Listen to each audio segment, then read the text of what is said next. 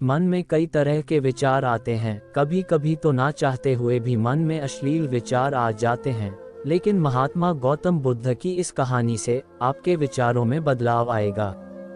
मनुष्य का मन बहुत ही चंचल होता है और इसलिए मन में कई तरह के विचार उत्पन्न होते हैं। क्षण भर में ही व्यक्ति का मन कई चीजों को सोचने लगता है। इसलिए तो कहा जाता है कि मन को काबू करना आसान नहीं होता है। लेकिन गौतम बुद्ध मन को नियंत्रित करने के आयामों के बारे में भी बता चुके हैं। मन में विचारों का आना गलत नहीं है, लेकिन मुश्किल तब हो जाती है या विचार ऐसी परिस्थिति में गलत होते हैं जब मन में अश्लील विचार आते हैं। कभी कभी तो ना चाहने के बावजूद भी मन में अश्लील विचार आते हैं। अगर आपके मन में भी ऐसे विचार आते हैं तो गौतम बुद्ध की इस कहानी से आपके विचारों में जरूर बदलाव आएगा। बुद्ध अपने भिक्षुओं को उपदेश देने के साथ ही उन्हें भिक्षाटन के लिए भेजते थे। एक बार उन्होंने अपने भिक्षु भरत को भिक्षा लेने के लिए एक श्राविका के घर भेजा। भरत पूरे रास्ते मन में ये सोचते हुए श्राविका के पास गया कि आखिर आज भिक्षा में क्या भोजन खाने को मिलेगा, क्योंकि भरत चंद्रवंश के राजकुमार थे और बुद्ध के सानिध्य भिक्षु के रूप में दीक्षित हुए थे। हमेशा भरत को महल में खाने के लिए स्वादिष्ट पकवान मिलते थे, लेकिन आज भिक्षा के रूप में उसे जो भी मिलेगा संतुष्ट होना पड़ेगा।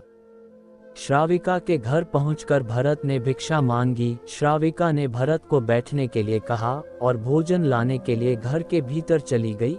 इधर भरत फिर से अपने प्रिय भोजन के बारे में सोचने लगे और जैसे ही श्राविका भोजन लेकर आई तो भरत अचंभित रह गए। भरत ने देखा कि श्राविका ने उनके लिए उनके पसंदीदा पकवान परोसे हैं और अपने प्रिय भोजन को देखकर वह खुश हो गए। भोजन ग्रहण करते हुए भी भरत सोच रहे थे कि महल में तो उन्हें भोजन के बाद विश्राम करने की आदत है, लेकिन आज उन्हें भोजन के बाद वापस तेज धूप में चलकर आश्रम जाना होगा। लेकिन भोजन के बाद श्राविका ने भरत को कुछ समय के लिए विश्राम करने का आग्रह किया। भरत फिर से खुश हुए कि आखिर आज उनके मन की सारी इच्छाएं कैसी पूरी हो रही है। इसके बाद भरत कुछ देर विश्राम करने लगे, लेकिन विश्राम करते हुए भी लेटे लेटे वह सोचने लगे कि आज तो मुझे भोजन के बाद विश्राम करने को मिल गया, लेकिन ऐसा रोज रोज नहीं होगा। जब भरत विश्राम के बाद उठे तो श्राविका ने कहा कि आप जब तक चाहे यहाँ ठहर सकते हैं। भरत अब समझ गए कि ये कोई संयोग नहीं हो सकता है। उन्होंने श्राविका से कहा कि मुझे क्षमा कीजिए, क्या आप मेरा मन पढ़ सकती हैं? श्राविका ने हाँ में उत्तर दिया और कहा कि हाँ, मैं मन की बातें पढ़ सकती हूँ।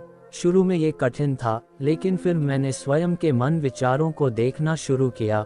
पहले मेरे विचारों की संख्या अनगिनत हुआ करती थी, इसके बाद मैंने विचारों पर ध्यान केंद्रित किया, बिना पक्ष विपक्ष के अपने विचारों को देखने लगी।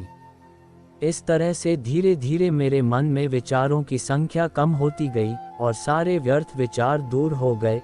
इसके बाद से ही मैं दूसरों के मन में चल रहे विचार को पढ़ लेती हूँ। हालांकि श्राविका की बात सुनकर भरत घबरा गए। इसके बाद भरत ने श्राविका से आज्ञा ली और आश्रम के लिए निकल पड़े। रास्ते में भी भरत फिर से मन में आए विचारों का स्मरण करने लगे कि श्राविका के बारे में उसके मन में अश्लील विचार भी आए थे। श्राविका ने उसे भी जान लिया होगा, वह मेरे बारे में क्या सोचती होगी। भरत खुद को लज्जित महसूस कर रहे थे।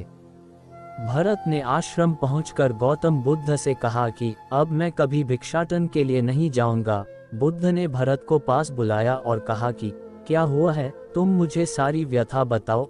भरत ने सारी बातें बुद्ध को बताई। इसके बाद बुद्ध ने कहा कि अगले 1 हफ्ते तक तुम भिक्षाटन के लिए उसी श्राविका के घर पर जाओगे, लेकिन तुम्हें इस बात का ध्यान रखना होगा कि कल भिक्षाटन के लिए जाते हुए तुम अपने चित्त को पूरे होश में रखना।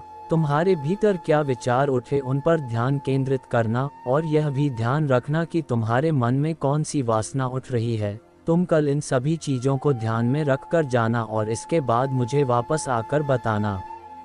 अगले दिन भरत भिक्षाटन के लिए गए। बुद्ध के बताए अनुसार वह पूरे रास्ते अपने होश को जागृत रखते हुए चल रहे थे। जब श्राविका का घर आया तो भरत ने भिक्षा मांगी। उसके भीतर कोई वासना नहीं थी और ना ही कोई विचार उत्पन्न हो रहे थे, क्योंकि उसने अपने मन को पूरी तरह जागृत रखा था। भरत ने भिक्षा ली और आश्रम चला गया। भरत ने बुद्ध को प्रणाम किया और कहा कि आज उसे जिस आनंद की अनुभूति हुई वह पहले कभी नहीं हुई। तो इस कहानी से आपको जरूर कुछ सीख मिली होगी।